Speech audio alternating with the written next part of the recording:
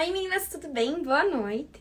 Hoje vai ter uma live sobre cirurgia das mamas, mastopexia, mama redutora, prótese de silicone. Ó, doutor.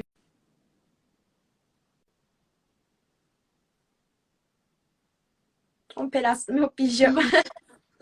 Oi, tudo bem? Bem?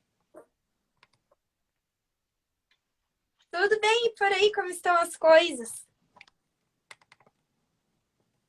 Acho que tá dando uma travadinha, não sei se pra você também, mas pra mim aqui tá travando a sua imagem. Melhorou agora? Melhorou. Ótimo, beleza. Pronto.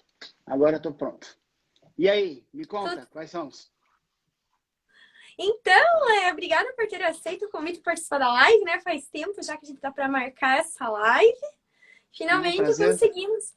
Isso, um prazer. Imagina, prazer é meu. Eu queria que o doutor se apresentasse para as meninas que ainda não o conhecem sobre sua formação, cursos, de onde é. Ótimo. Então, para quem não me conhece, eu sou Ricardo Voto. Eu sou de Florianópolis. Eu me formei em medicina aqui em Florianópolis mesmo, na Federal. Eu fiz cirurgia geral em Porto Alegre, depois eu fui a São Paulo, onde eu fiz a cirurgia plástica. Lá fiquei mais um ano, fiz um fellow em cirurgia de mama e reconstrução de mama por câncer. E depois voltei para casa, para perto da família, que sempre é bom. E essa cidade maravilhosa. Então, hoje eu trabalho no meu consultório, sou preceptor da residência do Hospital Universitário também. E lá eu coordeno toda a parte de reconstrução de mama e cirurgia mamária complexa. Então, todo o ambulatório dessa parte de mama fica a meu cargo. Uhum. Parabéns pelo seu trabalho.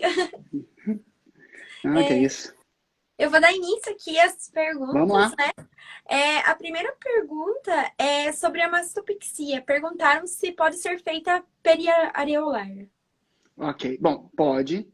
Não é o mais comum. Certo? A mastopexia periolar, a indicação dela é um pouco mais restrita. É que nem quando a gente faz um paralelo com a abdominoplastia e o mini abdômen. Então, assim, não é para toda paciente. Tem que ter algumas características específicas. Tem que ter pouca sobra de pele, uma sobra de pele não tanto no polo inferior. A gente consiga fazer uma pequena correção periolar. Então, assim, é uma técnica excelente, mas a sua indicação é bastante restrita. Não é para todas as pacientes. A grande maioria acaba ficando com o T invertido, um short scar, ou às vezes a cicatriz em pirulito. Uhum. E é possível fazer uma mastopexia interna sem necessitar de algum corte? Sim, é possível, mas também, assim como a periolar, é uma cirurgia mais de exceção. Então, a mastopexia interna é para aquelas pacientes que só colocar a prótese não resolve e fazer um T invertido é demais. Então, aquelas pacientes que têm pouca flacidez de mama, aquela mama que caiu um pouquinho, geralmente depois da amamentação, ou porque perdeu um pouquinho de peso. Então, aquele caso que está bem em cima do muro, poxa, se colocar só prótese não vai ficar tão legal, mas também, poxa, colocar um T invertido tão grande numa mama bonita. Então, nesses casos intermediários, a mastopexia interna vai muito bem. Então, você faz com a cicatriz de uma prótese no sulco, e aí alguns pontos internos para a gente conseguir subir a glândula mamária, sem a necessidade do T.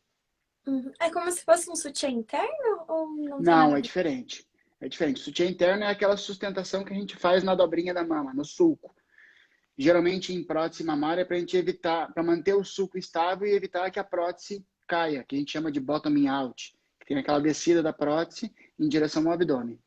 A mastopexia interna não. A gente simplesmente vai dar pontos na glândula mamária, no músculo peitoral, para fazer com que a glândula suba. A gente reposicione ela sem a necessidade de retirar a pele. Então a gente sobe ela com alguns pontos e depois coloca a prótese por baixo, geralmente por Uhum. baixo do músculo. Uhum. Perguntaram também se subglandular realmente cai.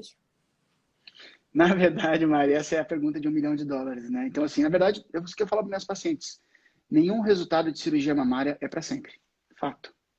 Na verdade, assim, se a pessoa tiver 19 anos e vem no consultório para colocar prótese, se ela colocar prótese ou se ela não colocar prótese, a mama dela, o corpo dela vai mudar ao longo dos anos.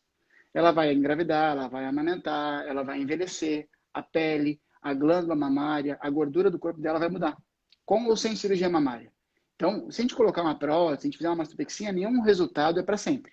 Então, sendo subglandular ou sendo submuscular, a mama vai sofrer os intempéries do tempo. O que a gente tenta, o que a gente busca é trazer um resultado mais duradouro possível. Então, cada cirurgião plástico, obviamente, tem maior habilidade com determinada técnica. Eu, particularmente, me sinto mais confortável com a técnica dual plane, com sutiã interno, enfim, mas algumas pacientes se beneficiam também de uma prótese subglandular. Eu faço, eventualmente. O que eu penso é o seguinte, não existe uma técnica que resolva todos os problemas do mundo. Existe a melhor técnica para cada paciente. Então, a gente tem que individualizar. Hoje, na minha prática, a grande maioria dos pacientes são submetidos à técnica dual plane, mas em alguns casos a gente acaba colocando subglandular também e o resultado é duradouro desde que a técnica seja bem indicada e desde que o paciente também tenha um controle do seu corpo. Então, assim, quando a gente faz uma cirurgia plástica, eu sempre falo, a gente assume um compromisso com o nosso corpo. Então, se a gente mantiver atividade física, se a gente mantiver o peso, não tiver oscilação de peso, a probabilidade desse resultado ser duradouro é maior. Uhum. Eu vou intercalando com algumas perguntas que estão acontecendo aqui na live. A primeira pergunta é: oi, tem 2 meses que fiz mastopexia com prótese. Meu lado esquerdo cedeu e o direito a cicatriz repuxou. E a prótese não desce. O que aconteceu? Bom, é difícil avaliar assim pela descrição, mas com 2 meses de cirurgia, o que a gente posso falar para ela é ficar tranquila que ainda esse resultado ainda vai mudar bastante, sabe? Então, pelo menos até 6 meses, principalmente se for uma mastopexia com prótese retromuscular. Então, até o músculo acomodar, essa prótese vascular, enfim. Então, o resultado dela ainda vai modificar. E, geralmente, quando as próteses descem, elas costumam descer em velocidades diferentes. Nada no nosso corpo acontece exatamente igual e ao mesmo tempo. Nós não somos simétricos. Então, as coisas vão acomodando e, geralmente, ao longo de 6 meses, 9 meses no máximo, a gente tem um resultado definitivo e provavelmente ela vai atingir a simetria. Uhum. Perguntaram também se somente na mastopexia pode ser feita alça muscular ou se pode ser feita uma colocação de prótese normal. Pode ser feita nas duas. Não é o mais comum a gente fazer em prótese primária, porque a alça muscular acaba subindo demais a prótese e deixando ela muito medializada. Isso pode fazer com que a areola não fique bem localizada no centro da prótese, entende? Lógico, alguns casos se beneficiam, dependendo da característica da mama, do corpo da paciente, do tórax, aquilo que eu sei que vocês discutem, tu discute com os pacientes aqui todos os dias no Instagram. Mas para mastopexia, não tem dúvida nenhuma, a técnica do ONU é fantástica, eu utilizo em 100% das pacientes. Eu acho que resolve muito os problemas, trata muito as dores do cirurgião plástico no resultado de médio e longo prazo na mastopexia.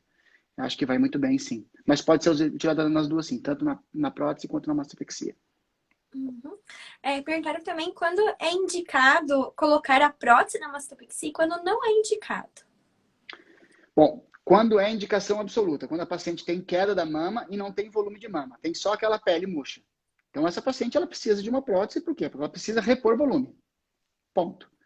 Aquela paciente que tem bastante mama, que tem aquela mama com bastante glândula, aquela mama densa, pesada, que a gente chama, sabe? Aquela que marca no sutiã, essa paciente não precisa de prótese. Essa paciente precisa de uma mamoplastia redutora. Então, ela precisa reduzir as mamas. E tendo bastante glândula, ela vai ter a mama firme fazendo uma mama redutora. Porque quando a gente... Eu não trouxe nenhuma prótese aqui, mas quando a gente palpa a prótese, ela é molinha. A glândula mamária ela é muito mais dura do que uma prótese. Então, o que vai deixar a mama durinha não é a prótese, é a glândula mamária. Então, essa paciente que tem a glândula, bastante glândula, mama grande, ela precisa fazer uma mastopexia, uma mama redutora. Nesse meio termo, a gente tem que individualizar. A paciente quer um resultado em colo mais marcado, com prótese, então a gente usa prótese. Não, doutor, eu quero um colo mais natural, não quero, já tenho mais idade, não quero ficar me preocupando com prótese no futuro, a gente faz uma mama redutora. Então, tem os extremos, que a gente não tem dúvida do que a gente tem que fazer, e tem aquele o meio de campo ali, que aí a gente tem que individualizar com as características do paciente, né? Levar em conta o que ele espera de resultado, a filosofia de vida dele, a idade, enfim. Uhum. Perguntaram, eu vou fazer uma pergunta aqui da live. Quanto tempo a cicatriz clareia? Estou com 1 ano e ainda não clareou. O que posso usar? Ótimo. Essa pergunta é bem interessante. Eu falo bastante para as minhas pacientes o seguinte. Eu gosto quando a paciente vem no consultório e ela tem cicatriz cesariana. Aí ela sabe direitinho como é que funciona. A velocidade de amadurecimento de uma cicatriz ela é muito mais longa do que da cirurgia em si. Então, vai ter 6 meses, a prótese vai estar bonitinha, a mama vai estar bonitinha, mas a cicatriz ainda vai estar vermelha, ainda vai estar amadurecendo. Esse processo de amadurecimento da cicatriz leva 1 ano e meio, até ela ficar clarinha. Então, toda vez que a gente aperta, ela está vermelha, a gente aperta, ela fica branquinha e depois fica vermelha, isso mostra que ainda tem reação inflamatória, que ela ainda está amadurecendo. Isso é um jogo de paciência. É lógico, existem pomadas, existem tratamentos que a gente busca para acelerar essa cicatrização, esse processo de amadurecimento. Mas isso aí gera em torno de 1 ano, até 1 ano e meio. Por isso que eu falei das pacientes com cesarianas, que elas sabem a verdade, doutor. Com 1 ano ela estava bem vermelhinha, agora eu tenho, sei lá, meu filho está com 10 anos, só tem um risquinho. É assim mesmo que acontece. E aí existe, para tratamento de cicatriz, é óbvio que é sempre bom discutir com o colega que está tratando, porque cada um tem suas preferências. Mas existem pomadas de silicone, tipo Quelocorte, Quelogel, existem placas de silicone, existem pomadas de corticoide, infiltração de corticoide, existem N tratamentos que buscam acelerar esse processo. Uhum. Perguntaram quais são os primeiros sintomas da contratura capsular. Os primeiros sintomas são mudança de formato da mama e endurecimento dela. Então, geralmente, o paciente começa a se queixar: poxa, doutor, essa mama que está mais durinha que essa outra, ou essa mama mudou um pouco o formato. Poxa, eu botei, esses dias veio, semana passada veio no consultório uma. Nossa, eu não tinha anotado, mas quando eu botei o top, fui na academia, a minha personal comentou que uma prótese, uma mama estava mais alta que a outra. Aí eu fui no espelho e realmente notei.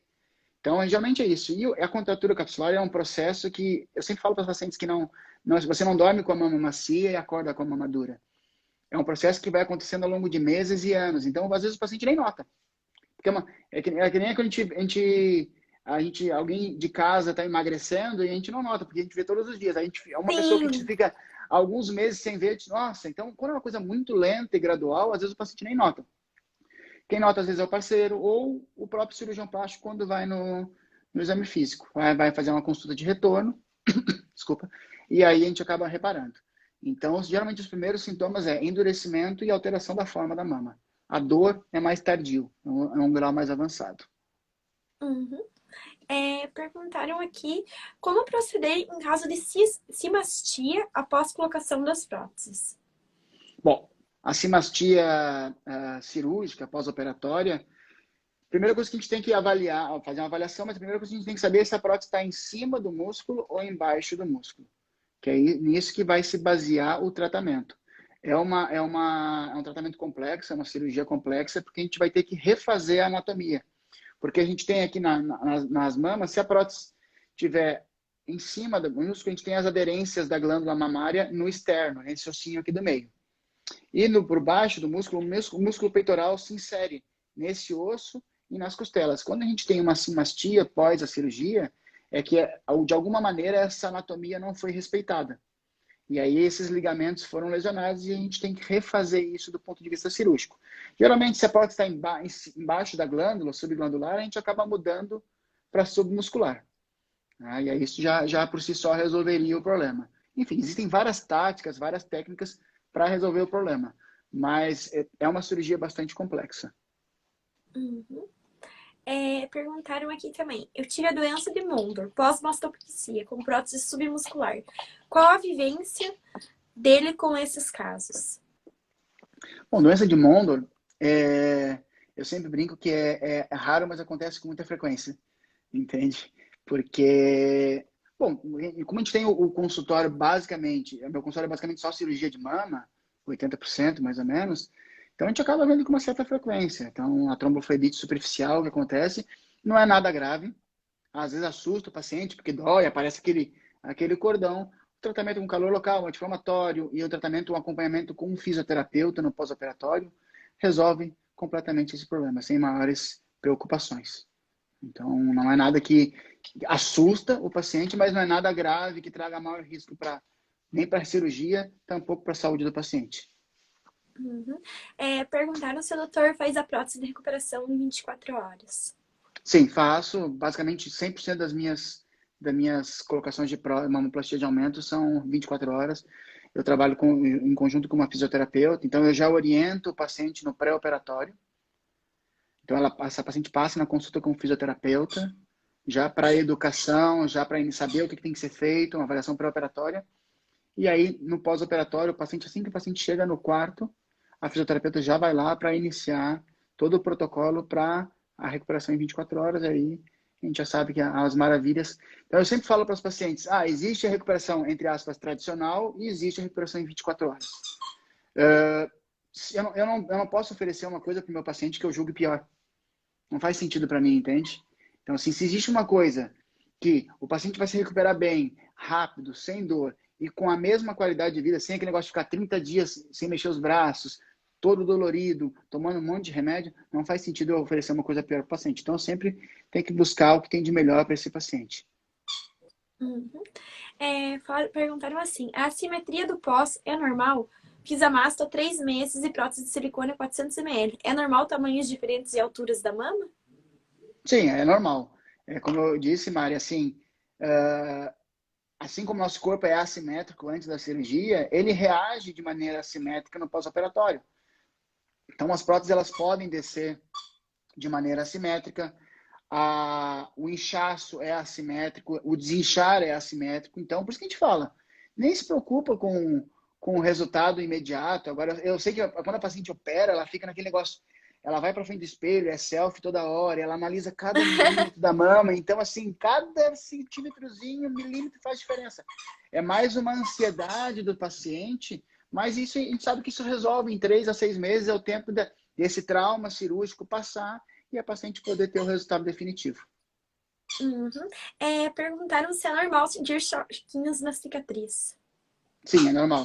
Choquinho, fisgadas, coceira, isso faz parte do processo de cicatrização. Até ontem, a paciente que eu operei no final de semana mandou mensagem: doutor, é normal coçar a cicatriz? É bem normal. É super normal. Isso quer dizer que o teu corpo está gerando aquela resposta inflamatória que eu te falei da cicatriz e é o processo de cicatrização. Principalmente agora nessa época do ano, que está mais friozinho. Uhum. Então, assim, quando vira o tempo, em Floripa tem muita questão do vento sul. Quando vira o vento sul, o paciente sente umas fisgadas, a dor, isso é absolutamente normal. Então, quando esfria muito, até quem não operou sente dor no corpo, imagina, já que é o corpo todo duro, não é verdade? Então, É. assim, o pós-operatório também vai ser assim. Então, é absolutamente normal isso acontecer.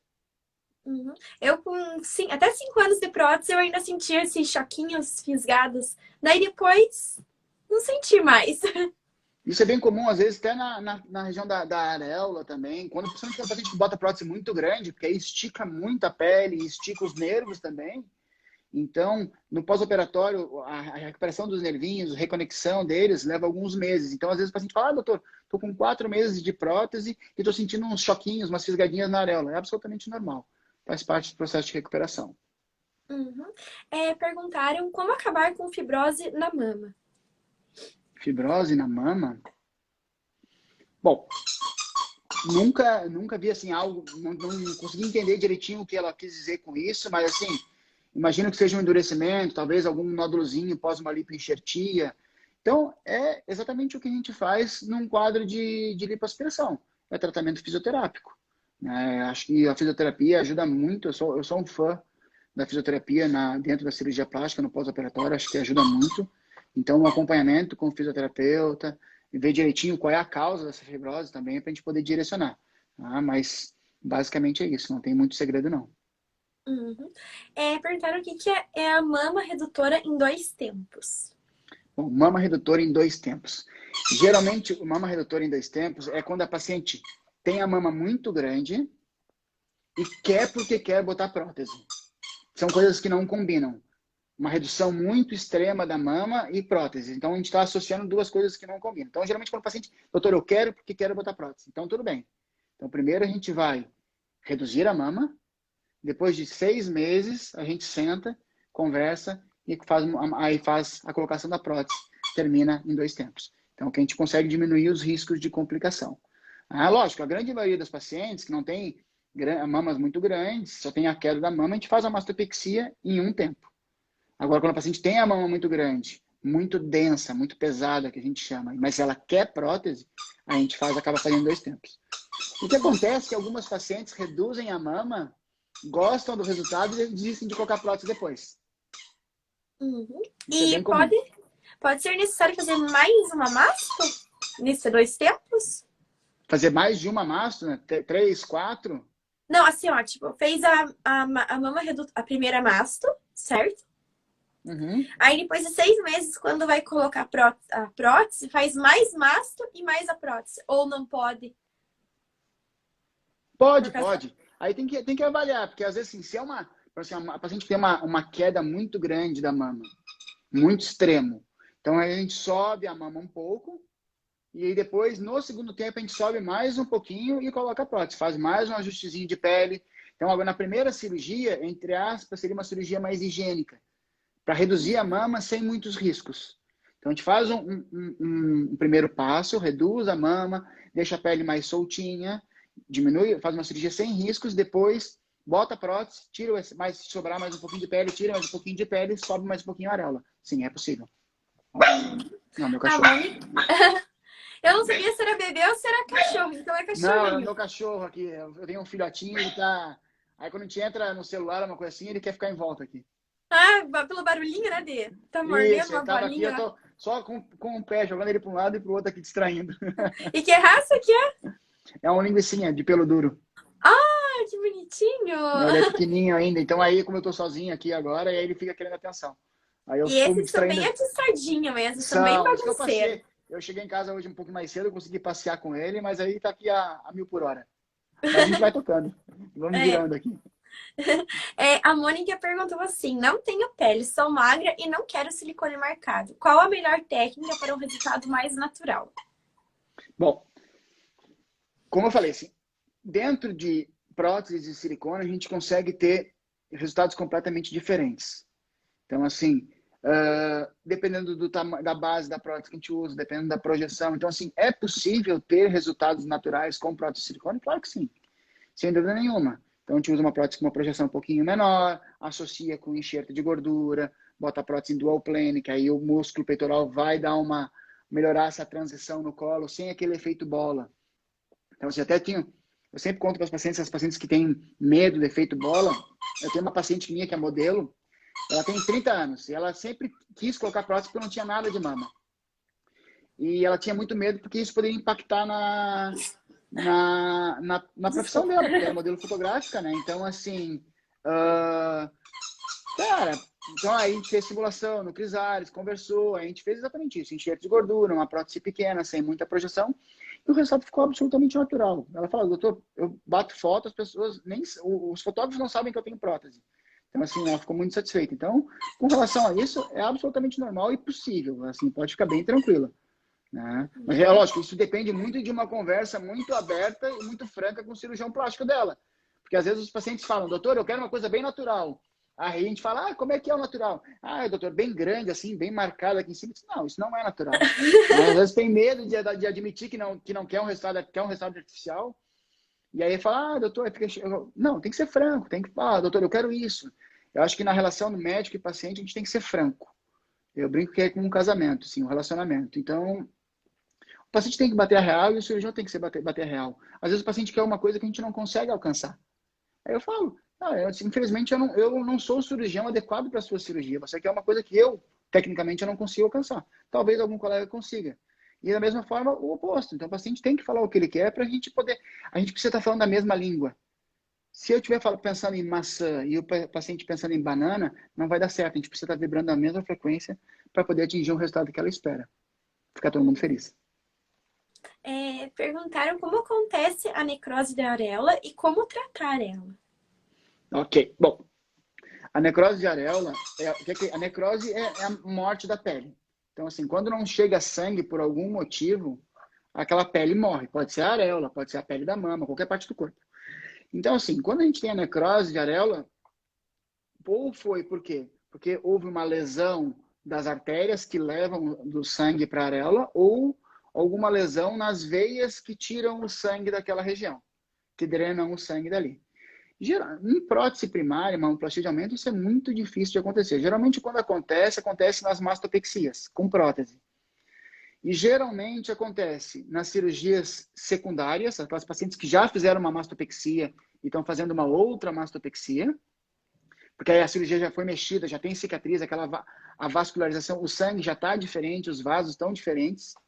Ou quando a gente faz uma ressecção muito extensa de tecido, tira muita glândula e coloca uma prótese muito grande. Porque aí essa prótese muito grande, ela vai comprimir a mama, vai apertar a mama, porque assim, a gente vai tirar a pele, então a gente vai apertar a mama por cima, e a prótese aperta por baixo, a gente aperta aquele tecido, acontece que nem quando a gente faz com o dedo. Se a gente apertar o dedo aqui assim, vai parar de chegar sangue na ponta. E aí o sangue não chega, acaba acontecendo a necrose. Entende? Então, quando é uma cirurgia secundária, a paciente já fez uma mastopexia, sempre, a gente sempre senta e conversa. Ó, existem esses riscos, não é comum, mas pode acontecer. E se acontecer, a gente tem que fazer algumas coisas. Então, a primeira coisa é a identificação precoce. Às vezes a gente olha, nota na cirurgia mesmo. Opa, não está chegando sangue, essa areola está branca. E a gente tem que abrir a mama, ver o que está acontecendo, às vezes troca a prótese. Enfim, existem manobras. No pós-operatório, aí existem vários protocolos. Não existe nada assim muito categórico. Se eu falar para você, você tem dor de cabeça, você vai tomar um paracetamol, você está com amidalite, você vai tomar uma amoxicilina, ok. Você tem uma necrose de areola, não tem nada bem fundamentado. Existem várias tentativas para tentar salvar. Câmara hiperbárica, ozonioterapia, enfim. Aí cada médico tem o seu protocolo para tentar salvar a areola. Tá? Mas o mais importante dos que tentar salvar é prevenir. Isso é o mais importante. Uhum. Perguntaram se em toda cirurgia tem que usar o sutiã cirúrgico.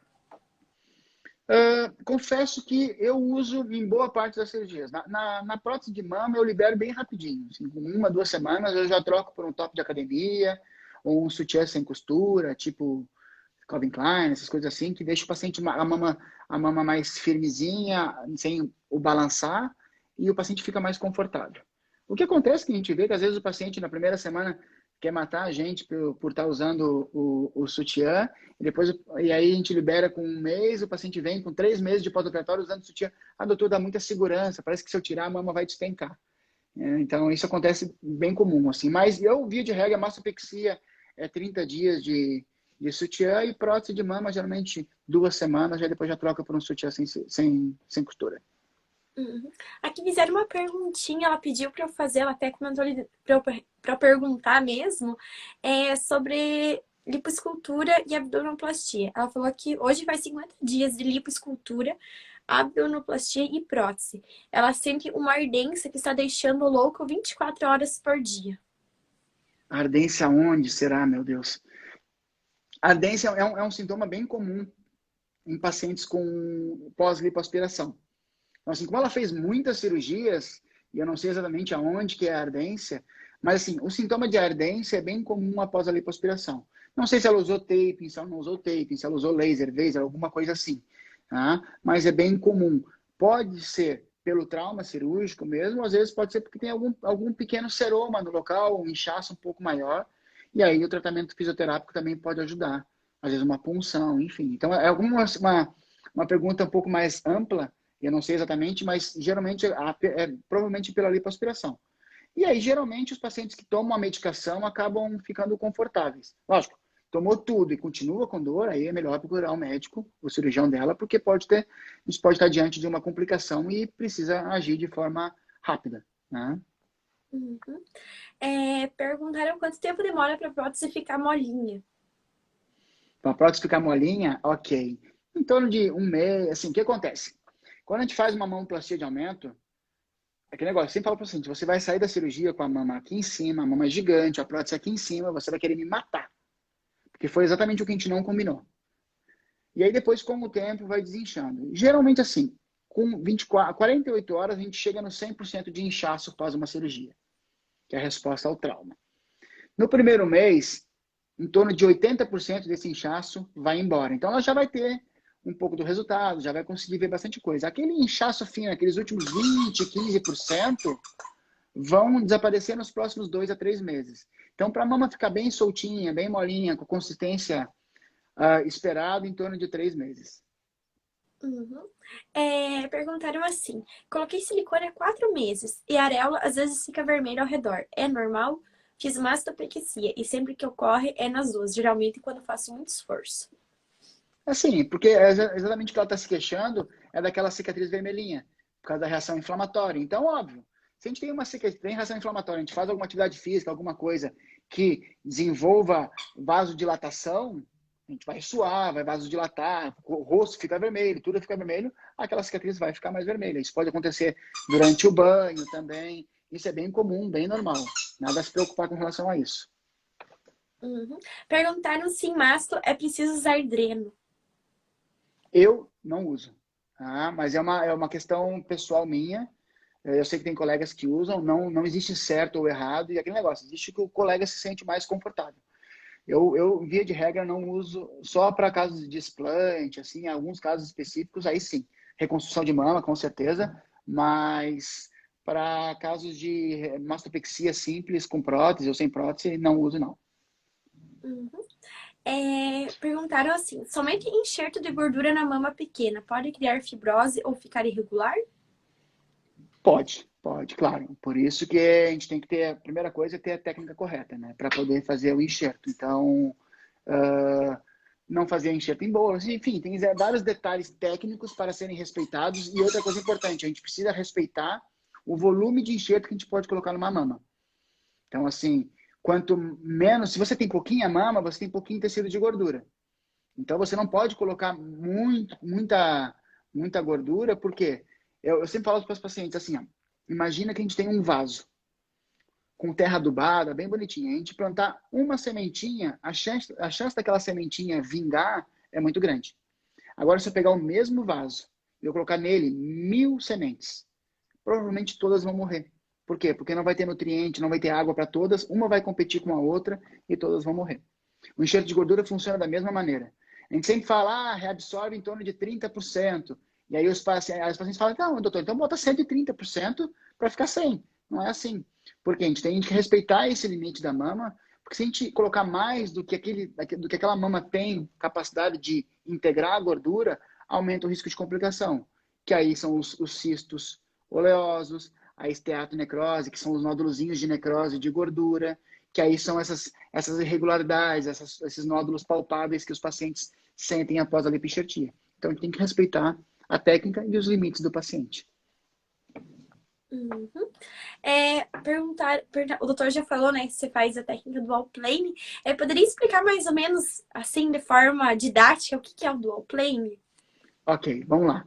O dual plane é o seguinte, a gente tem aqui o músculo peitoral. Quem vai para academia sabe porque aquele músculo fica todo dolorido depois que malha.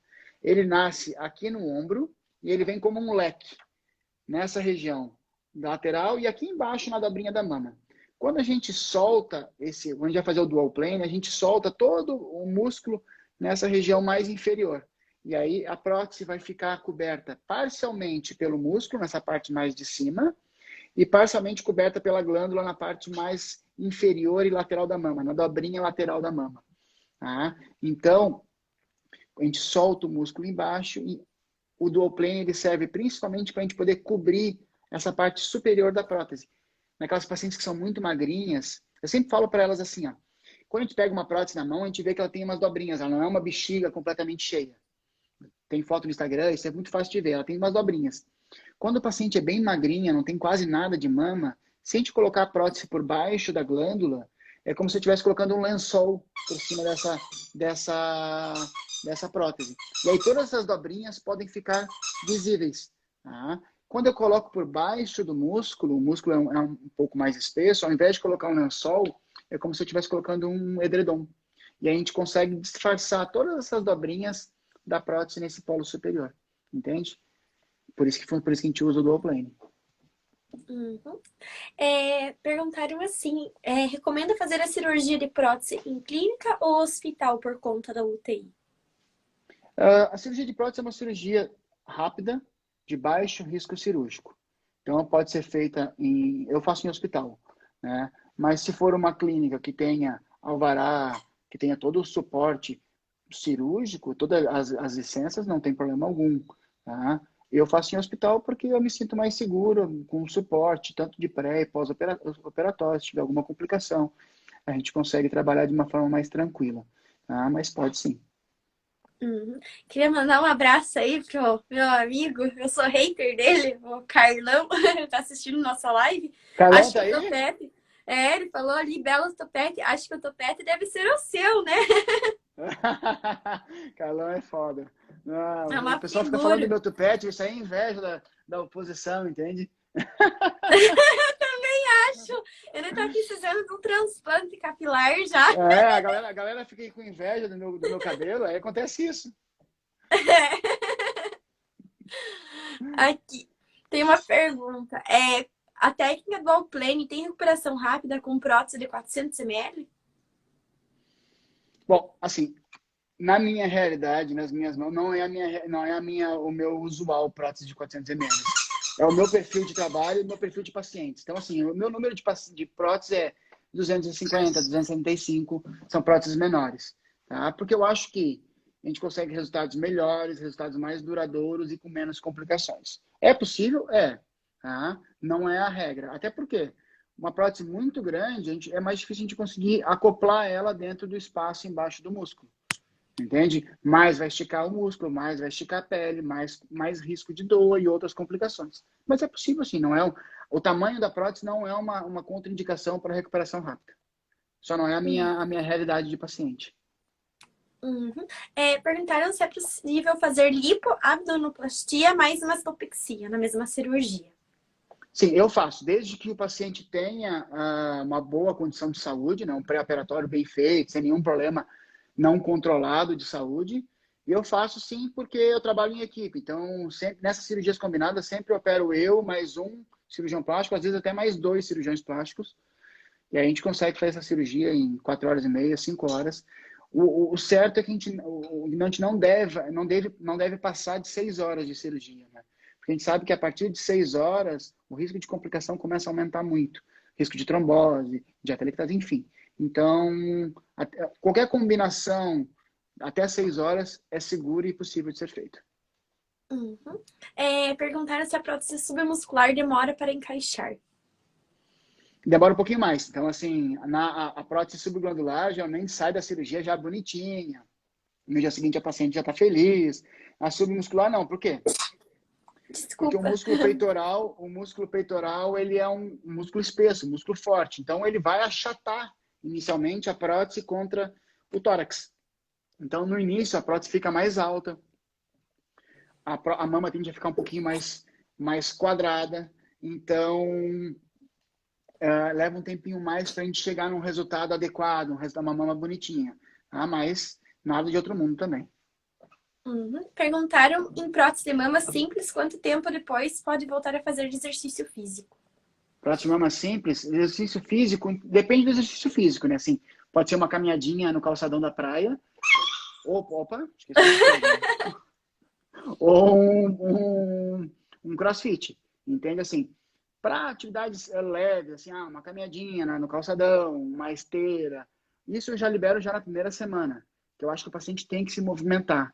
Isso faz parte da recuperação, tá? Agora, exercícios mais fortes, que precisem de mais cardio, que sejam mais cansativos, suem mais, esse aí a gente precisa pelo menos umas 3 semanas. Sei lá, uma academia, um crossfit. Crossfit mais tempo, até por causa que trabalha com muita isometria, muito trauma, muito impacto. Então, tem geralmente aí umas 6 semanas. Mas a academiazinha leve, começar com agachamento, exercício de abdômen, essas coisas assim, a gente consegue liberar aí com 2 a 3 semanas. Uhum. Perguntaram sobre as estrias, se creme realmente funciona para prevenir. Bom, creme não, assim, creme não faz milagre, né? Então, assim, eu sempre, com paciente de prótese, eu sempre oriento já no pré-operatório hidratar bem as mamas. Geralmente com creme hidratante que está acostumado, que a hidratação da mama é importante. Mas o que vai evitar estrias? A gente respeitar a anatomia da mama, né, Mari? Então, assim, próteses menores. Se a gente colocar uma prótese de 400, como falaram ali, a chance de ter uma estria é muito maior, porque essa pele vai esticar muito mais. E outra coisa, quando a gente bota a prótese por baixo do músculo, aquele efeito ruim de deixar a mama mais quadrada no começo, acaba sendo bom para evitar as estrias. Por quê?